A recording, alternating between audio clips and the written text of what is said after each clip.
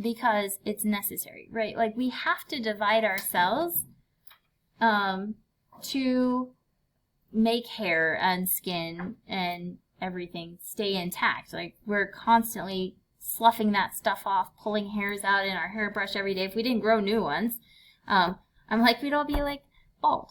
But no insult. So we have lots of replacement. So it's growth and repair. So it can be like little kid growth, right? So you look at toddlers like double in size in no time flat. Babies do the same thing. So they need more body mass, right? Like they need more bone, they need more muscle, they need more skin.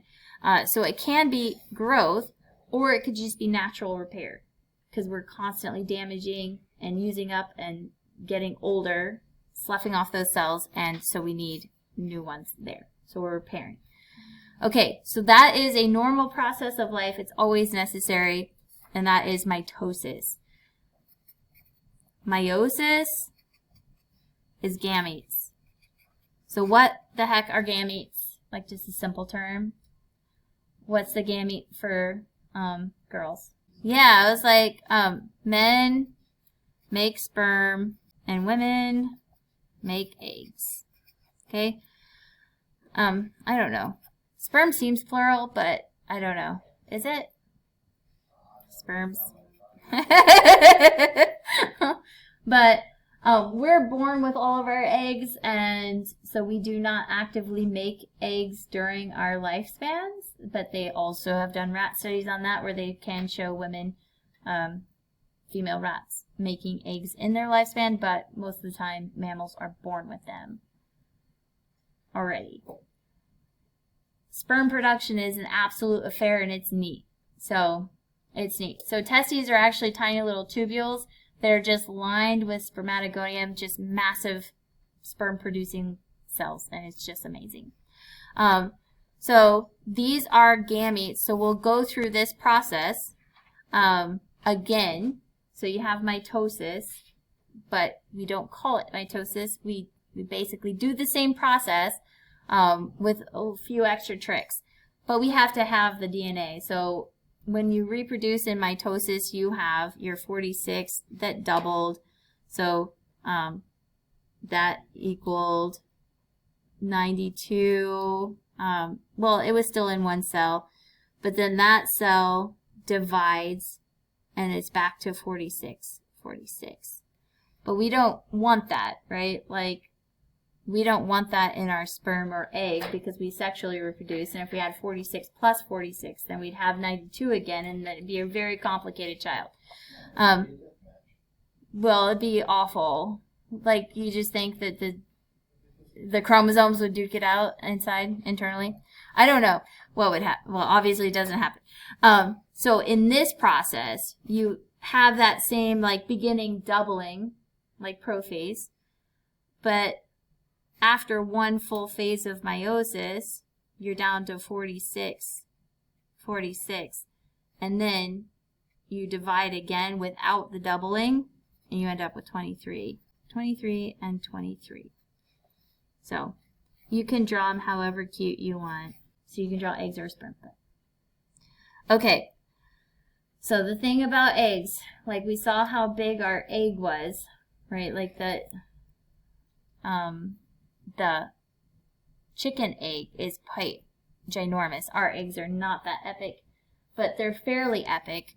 And the way we do it is we make 3 little eggs, and they're called polar bodies, and we basically take all of their goo and good stuff and we put it in one massive egg. So even in humans, the largest human cell is an egg. So instead of making 4 copies like sperm, we massively invest in one. But we make like 400 million of them, just the same. I'm just impressed that a dude can do that in a day. Like, that's cool. It's cool. Okay, so mitosis and meiosis, different, but necessary healthy cell reproduction. So to reproduce the species, you do meiosis. To reproduce, you know, your skin and hair and stomach cells and all that stuff, muscles, is mitosis. But we want to compare healthy healthy, I can spell, I don't know what's wrong with me. Healthy cell division with cancer. Okay. Yeah, evil. So we have to do healthy cell division, right? Like we absolutely must. And it's a really regulated thing, right? Like you just wouldn't want to massively reproduce heart cells or stomach cells or muscle cells. Like it'd be awful. But that can happen. And that's when we have cancer. So cancer is unregulated cell division. And I'm just going to like restart it so that it's like a table and not a list. So I'll put happy sign, healthy over here, cancer, which is kind of sad. Okay.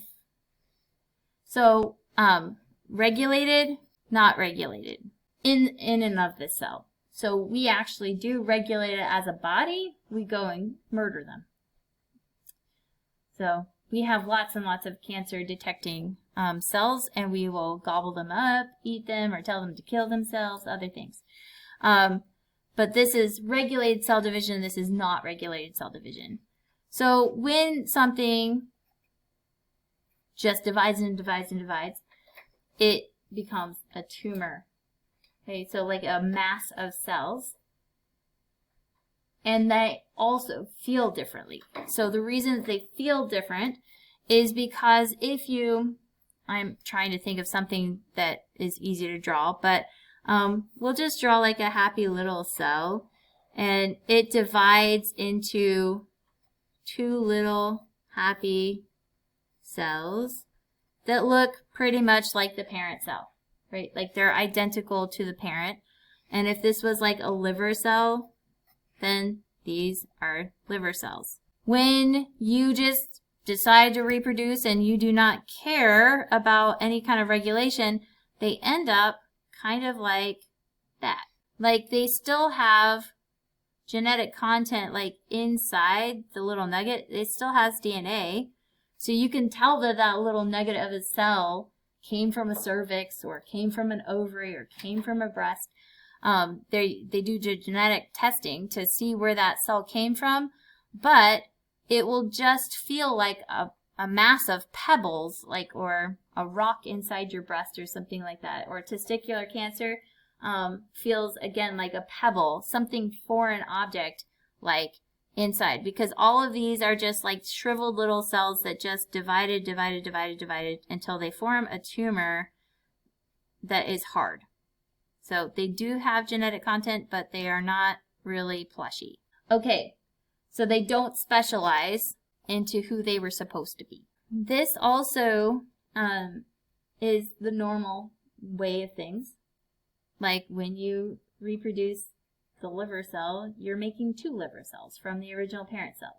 But if you don't need two liver cells, that cell just kills itself. Like it will just normally, it's called programmed cell death, but it will be like, oh, I'm not needed. I die. It's okay. These guys are immortal. They will not participate in apoptosis or programmed cell death. They will just want to live and live and live and live. All those regulatory self-sacrificing chemicals do not exist in their little cell brain. Okay. Contact inhibition. I think of this most readily with like if you cut your finger or something like that and two skin cells bump into each other, it's like, oh, I'm healed. I don't need to keep massively reproducing skin because I bump into another guy and I'm together. I don't need any more of me. These guys don't have any contact inhibition. So you bump into another cell that's exactly like you, it's never enough. They just don't have any sort of mindset, I guess. They just lost regulation, all regulation.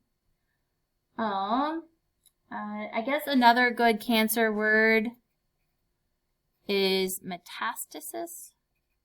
And that's not like a direct comparison with healthy and non-healthy, but when cancer releases from its natural location, wherever it started from. So say it was on your ovary in like a a cyst-like form. If that tumor buds off and releases into your bloodstream, so now you have little pods of cancer floating through your bloodstream, or it goes into another tissue type, that is metastasis. So the cancer has moved from the original location to the bloodstream, most likely, or the lymphatic system can also transport cancer to almost any part of the body.